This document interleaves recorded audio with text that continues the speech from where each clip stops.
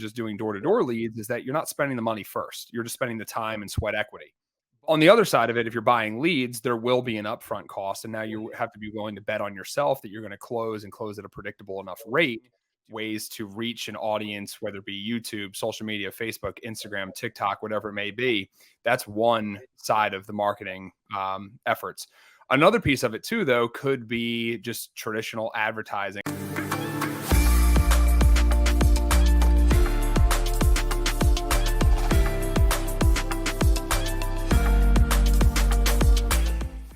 Here at Solar Search, a lot of the opportunities that we end up generating are from, this YouTube channel. It's from organic YouTube marketing, ways to reach an audience, whether it be YouTube, social media, Facebook, Instagram, TikTok, whatever it may be. That's one side of the marketing efforts. Another piece of it too, though, could be just traditional advertising. I know when I started Radiant Solar several years ago, I had experiences, working with you, Joe, in the past where we had purchased leads from various vendors. There are some pretty high quality companies out there that you have the ability to buy leads from. Of course, that is, involving making a personal investment. Now, sometimes that might be money that you already had on hand that you're willing to allocate into buying leads, high quality enough leads that, you can close at a predictable rate. That comes down to just really understanding and knowing your KPIs and what kind of performances you can get, sales wise out of that. The other part of it though, too, would be with Facebook. I did a lot of Facebook advertising. There were many months where, for some people, this number might sound pretty crazy, but I got pretty predictable at it where I would run $10,000, $20,000, even $30,000 a month on advertising costs. But I knew that I had a return on investment from that, where I could close deals at, let's say, $1,000, per or what we call cost per acquisition, or $1,500, $2,000, whatever the number was. There was a predictable feedback loop where I could put money in, it could generate leads, I could close them, use the profits from that close to then move forward and reinvest into more advertising, more marketing. So there's a lot of different ways to go about that. And I think that's a little more of what we're going to talk through here, today. And then ultimately how you can do some of this, sell solar from home or the car, coffee shop, the beach, the mountains, wherever you like to be. How can you have a virtual solar sales business that you can take with you in your pocket and operate from your phone, an iPad, or a computer? I think at the end of the day, though, too, there's pros and cons to every different form of business, right? Door to door has phenomenal return, phenomenal capabilities, but it is very physically involved, right? It's not a in your pocket type of business. And what I mean by that is just like, you can't close a deal while sitting on the beach on vacation, right? You had to go generate an opportunity, had to generate that lead, and probably close in the home. And that's something that we do a lot here at Radiant. Still, I'm based in Virginia, and we do a lot of that business here locally in Virginia. But for me and for my lifestyle and for some of what I wanted to do is I just wanted to be able to kind of pick up and go and do things virtually, do things in other areas, and allow that business to travel with me without things really skipping a beat. So when you talk about what really matters and what's important from that is understanding, again, going back to KPIs, getting a quality lead provider, vetting some companies. We do have some recommendations here of companies that we've worked with in the past. But at the end of the day, it's like getting a quality lead provider where you can predictably purchase leads at a certain cost per lead, but really just understanding, okay, well, hey, if I buy 10 leads at, let's say, $50 a lead, spend X amount of dollars, okay, well, how many of those do I have the opportunity to close? And then you've developed what is really critical, the CPA, right? The cost per acquisition, where you can then reverse engineer that back. And what I have seen as well, when it compares to door-to-door teams, when it compares to Facebook advertising, YouTube advertising, or organic, generally speaking, frankly, they all worked out to be a very similar cost per acquisition, right? If your energy and efforts of going out and knocking doors, you have to kind of calculate, all right, well, what is my time worth, right? What is every hour of my time worth? And, how many times do I need to go knock doors or generate a lead to close a sale? Okay. And then what was the compensation on that? The good thing about door knocking or just doing door-to-door leads is that you're not spending the money first. You're just spending the time and sweat equity, but it does still cost you something. And it's important that we still understand that there is a massive cost, your personal time, that goes into that. On the other side of it, if you're buying leads, there will be an upfront cost. And now you have to be willing to bet on yourself that you're going to close at a predictable enough rate to have a return on investment. Again, for me, what I have found is generally anywhere from $1,000 to $2,000 is what it typically takes to generate enough business or generate enough opportunities to close. And if you're selling at a proper profitable margin, you're providing a high quality consultative sale where people are going to be willing to do business with you. That returns for me time and time again, where I have that feedback loop that I can continue to reinvest and grow and scale. Especially as I grow or build a team and I want to provide opportunities to a team, that's something that really becomes a scalable model on my side. So again, I mean, I leverage both. I leverage door to door. I leverage in-person sales. I leverage virtual sales. I leverage purchasing ads, running advertisement. I'm sorry, purchasing leads and running advertisement. So it really just depends on what each person wants to do in their own business and what kind of lifestyle they want to enjoy. They're obviously the pretense of this conversation here about how can you sell from home or sell from, the beach, sell from a lawn chair, right? So we're going to be talking a lot more about virtual in this context, but anybody that's ever done in-person sales, and it doesn't even matter if it was solar, if you're selling cars, if you're in real estate, if whatever it is, building rapport, making comments on your shirt, the watch someone's wearing. Oh, hey, look at this family photo we see hanging on the wall. Looks like it was a fun vacation, right? All of those things are very important in an in-person sale because it's how you build rapport. It's also how you build a little bit of a profile, right? You're building a buyer profile in your mind of, okay, hey, I noticed, there's a picture of, John driving a Corvette somewhere over here. Okay. He might like nice cars, right? So there's a certain kind of profile you're starting to formulate of what might help them make the decision to go forward with a solar system. When you're doing it virtually, you obviously aren't going to have that same capability. You're not going to have the ability to pick up on little context clues around the house or see what they were wearing, maybe above the shirt that I'm wearing here or the watch you see on my wrist from a virtual process. So what I typically will try to do a lot of is, number one, I think at the end of the day, if you try to just be that classic salesperson of sugarcoat things, I mean, people don't like feeling like they're being sold to, right? People like buying, but they don't like feeling like they're being sold to. So a lot of times what I'm trying to do in that process is I'm trying to provide a superior level of education and knowledge and expertise to overcome some of the lack of rapport that I can do. Now, I'm not trying to just be the, oh, look at me and how wonderful and how great I am. I think that also gets seen through by customers as well, where they just are like, this person feels like they're a know-it-all. But I think at the end of the day, if you position yourself as, hey, I am an expert at what I do, right? You came to see the doctor, you came to see the solar professional in this case.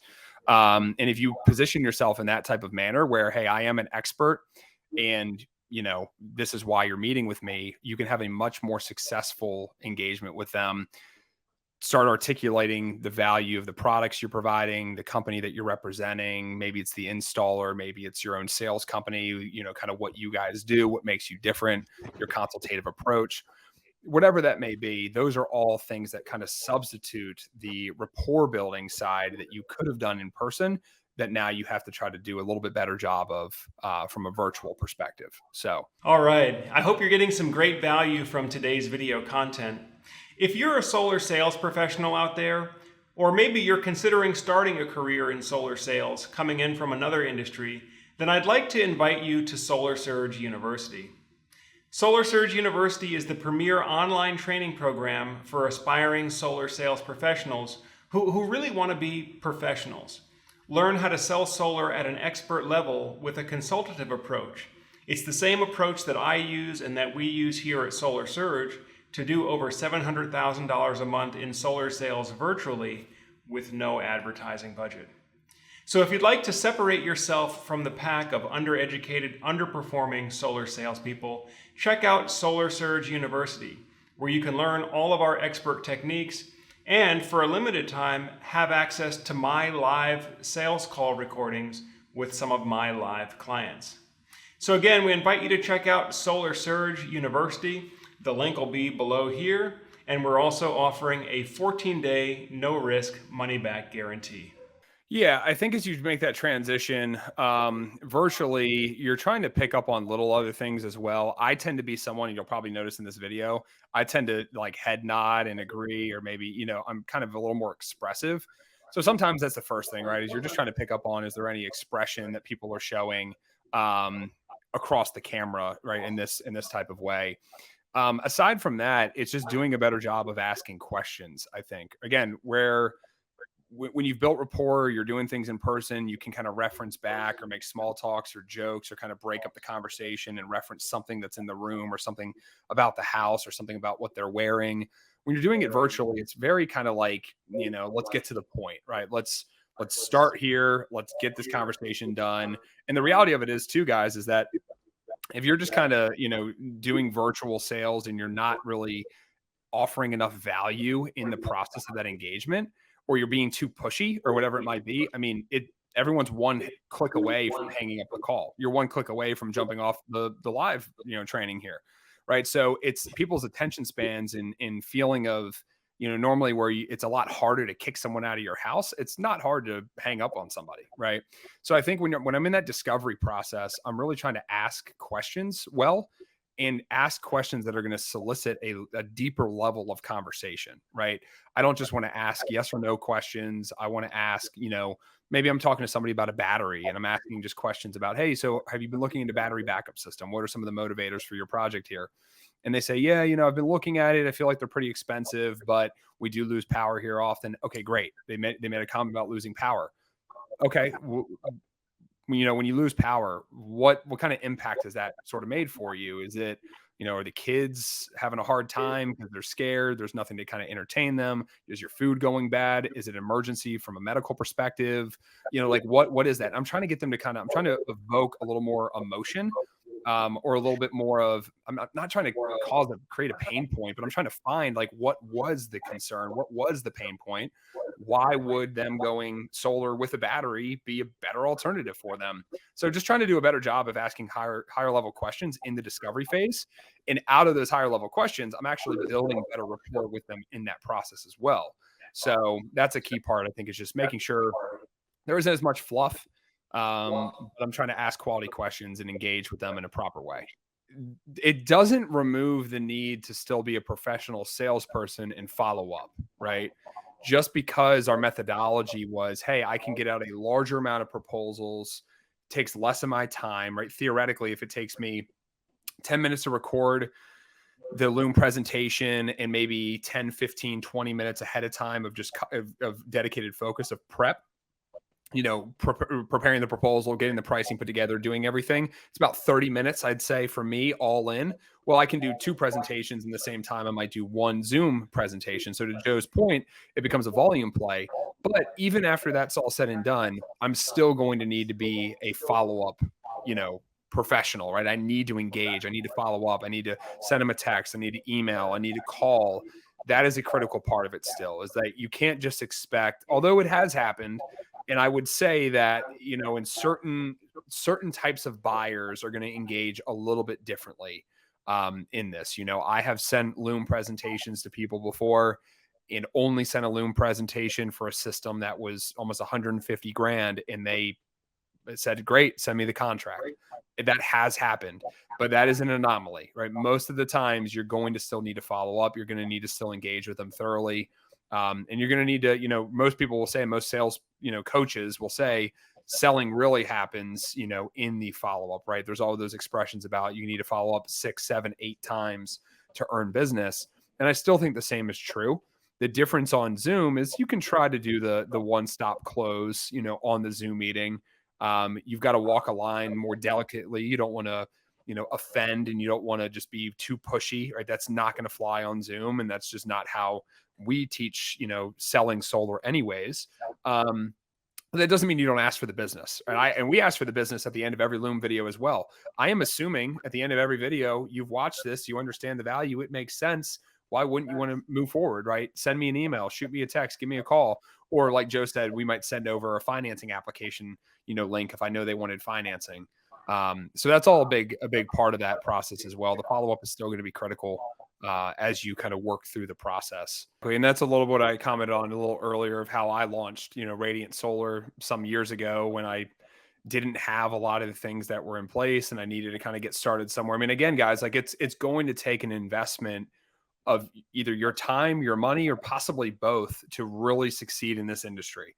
I think at the end of the day, you know, Joe, for you, for example, when Solar Surge launched and you had a need for creating opportunities, it took time and money to start putting, you know, research into the content you were putting out and the information you were providing online. And that came at a cost of some sort. For other people, you know, maybe it's buying leads. That's what it was for me early on. And in the course, we recommend things, and you know, you'll have access to us, and we can kind of point you in the right direction as to you know, what some of the good ones, what some of the bad ones may be. But that's an important place to start. It will take some time. It will be an investment. But if you do it well enough and you are committed to seeing success, you'll have a return on investment. And that's that feedback loop that we talked a little bit about there.